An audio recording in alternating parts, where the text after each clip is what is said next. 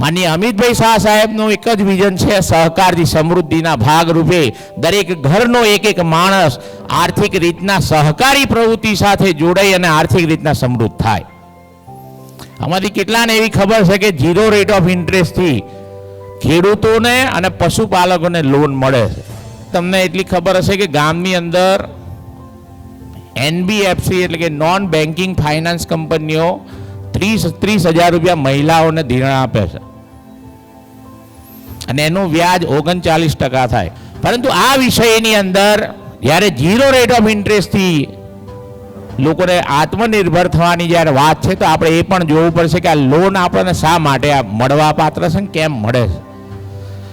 આ વિશ્વની અંદર જ્યારે ખેડૂતોની કોઈ પણ જાતની વ્યવસ્થા હોય તો એના ભાગરૂપે ખેડૂતો પોતાનો બહુમૂલો માલ જ્યારે પણ કંઈ પણ જગ્યાથી લે તો એ ઉધાર લેવો પડે અને એના માટે આપણે કંઈકથી વ્યાજે પૈસા લઈ અને લેતા હતા. અને એ જ વિષયને આજે આ ગુજરાતની અંદર નહીં પણ ભારતની અંદર સહકારી સંસ્થાઓના માધ્યમથી 0 રેટ ઓફ ઇન્ટરેસ્ટ એટલે કે એની અંદર 4% રાજ્ય સરકાર તરફથી આપણને 3 લાખ રૂપિયા સુધીનું ધિરાણ મળે છે અને 3% સેન્ટ્રલ ગવર્મેન્ટ તરફથી આપણને વ્યાજ માફી મળે છે.